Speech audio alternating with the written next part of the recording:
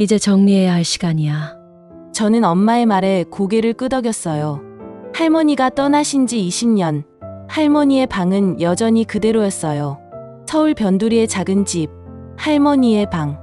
마치 할머니가 잠시 외출했다 돌아올 것처럼 20년간 아무도 손대지 않은 공간. 옷장을 열었을 때 먼지가 날렸어요. 낡은 한복들, 세월의 흔적이 묻은 스웨터들, 그리고 맨 구석에 자리한 작은 나무 상자 하나. 호기심에 상자를 꺼냈는데 예상보다 훨씬 무거웠어요. 열어보니 노란 편지지로 가득했죠. 하나를 집어들었어요. 내 사랑하는 지은에게. 할머니의 정갈한 글씨체로 쓴 제 이름이었어요. 봉투에는 날짜가 적혀 있었어요. 2003년 3월 15일, 내 10번째 생일. 하지만 한 번도 받아본 적 없는 편지였죠. 상자 안엔 수십 통의 편지가 있었어요. 한 달에 한 통씩 모두 저에게 쓴 것이었죠. 제가 태어난 날부터 할머니가 돌아가신 날까지 떨리는 손으로 가장 오래된 편지를 폈어요. 1993년 4월 8일, 제가 태어난 날이에요. 내 사랑하는 손녀 지은아. 오늘 내가 세상에 태어났구나. 너무 작고 여린 내 손가락을 잡았을 때 내 심장이 터질 것 같았단다. 할머니는 내가 태어나기를 얼마나 기다렸는지 몰라. 내 엄마가 힘들게 널 낳았거든. 10시간의 진통 끝에 네가 세상에 나왔을 때 모두가 기뻐서 울었단다. 하지만 할머니는 마냥 기쁘지만은 않았어. 왜냐하면 네 엄마 아빠가 미국으로 곧 떠나기로 했거든. 아빠의 유학 때문이지만 할머니는 이제 막 만난 널 보내야 한다는 게 슬펐어. 그래도 괜찮아. 할머니는 네가 돌아와 함께 살 그날을 꿈꾸며 기다릴 수 있단다. 그리고 매달 이렇게 편지를 쓸 거야. 언젠가 네가 크면 이 편지들을 줄 테니까. 눈물이 흘렀어요. 기억도 나지 않는 아기 시절의 저를 생각하며 할머니가 이런 마음을 품고 계셨다니. 다음 편지를 폈어요. 그리고 또 다음 편지를. 마치 타임캡슐을 연 것 같았어요. 내 성장의 순간들이 할머니의 눈으로 기록되어 있었죠. 지은아, 오늘 내가 첫 걸음마를 했대. 엄마가 보내준 비디오를 보며 할머니는 울었단다. 네가 우리 집에 있었다면 얼마나 좋았을까. 그래도 할머니는 행복해. 네가 잘 자라고 있으니까. 지은아, 이제 네가 5살이구나. 유치원에 간다는 소식을 들었어. 할머니가 만든 한복을 입은 네 사진을 보니 내 손녀가 이렇게 예쁘다니 자랑스러워. 편지는 계속되었어요. 내가 미국에서 자라는 동안 할머니는 매달 빠짐없이 편지를 쓰셨던 거예요. 그러다 갑자기 내용이 바뀌었어요. 1998년 7월의 편지부터 우리 가족이 한국으로 돌아온 시점이었죠. 지은아, 드디어 너희가 돌아왔구나. 5년을 기다렸단다. 네가 이제 우리 집에서 함께 살게 되어 할머니는 너무 행복해. 이제 이 편지들을 내게 줄 수 있겠지. 하지만 그러지 않으셨어요. 우리는 분명 함께 살았는데 할머니는 왜 편지를 주지 않으셨을까요? 또 다른 편지를 읽었어요. 2000년 1월, 제가 초등학교에 입학할 무렵.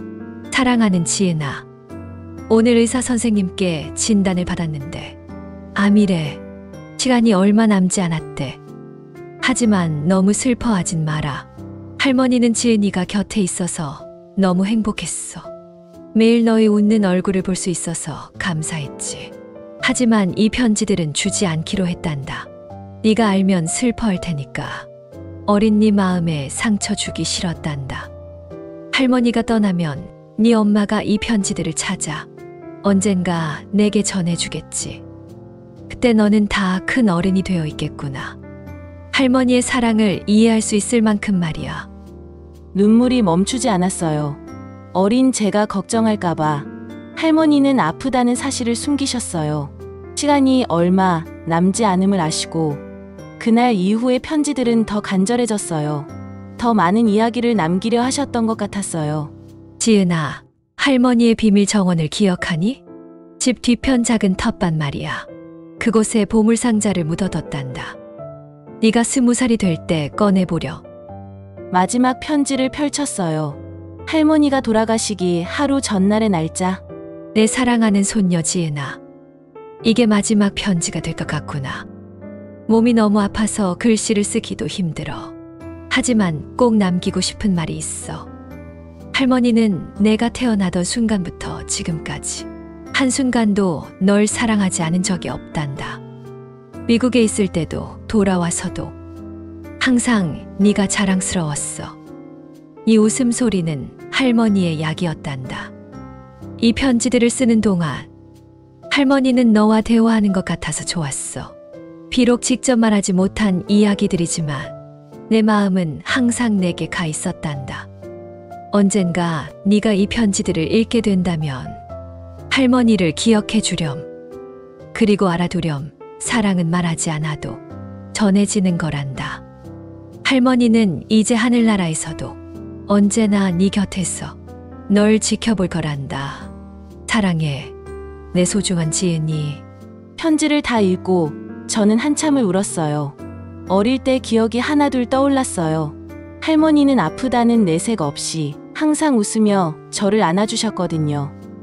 다음 날 할머니가 말씀하신 정원으로 갔어요. 20년 동안 방치된 작은 텃밭. 잡초가 무성했지만 기억이 생생했어요. 삽을 가지고 할머니가 말씀하신 곳을 팠어요. 오래된 양철 상자가 나왔어요. 녹이 슬었지만 단단히 잠겨 있었죠. 열쇠는 할머니 방의 거울 뒤에서 찾았어요. 항상 그곳에 중요한 것을 두셨거든요. 떨리는 손으로 상자를 열었어요. 그 안에는 작은 보석함이 있었고 할머니의 결혼 반지와 함께 쪽지가 있었어요. 지은아, 이 반지는 내 인생에서 가장 소중한 거란다. 네 할아버지가 프러포즈할 때 준 거거든. 이젠 네가 가지려. 할머니 생각하며 잘 간직해 주었으면 해. 그리고 상자 바닥에는 씨앗 봉투들이 있었어요. 각각의 이름이 적혀 있었죠. 용기, 사랑, 희망, 기쁨, 감사. 마지막 쪽지에는 이렇게 쓰여 있었어요. 이 씨앗들을 심고 가꾸어 보렴. 인생에서 가장 소중한 것들은 정성껏 돌봐야 자란단다. 그날부터 저는 정원을 정리하기 시작했어요. 할머니의 씨앗들을 심었죠. 그리고 매일 물을 주고 돌았어요. 꽃이 피기 시작했을 때 이상한 일이 일어났어요. 정원에서 할머니의 향기가 느껴졌어요. 오늘도 저는 그 정원을 가꾸고 있답니다. 할머니의 편지들을 읽으며 제게 전해주신 사랑을 기억합니다. 비록 20년이 지났지만 잊혀진 편지들을 통해 할머니와 다시 만난 것 같아요. 이제는 제가 편지를 씁니다. 제 딸에게 매일 짧은 편지를요. 언젠가 그 아이가 다 크면 할머니의 편지들과 함께 전해주려고요. 여러분의 구독과 좋아요로 큰 힘을 얻어 앞으로도 재미있고 감동적인 이야기들이 계속 이어질 거예요.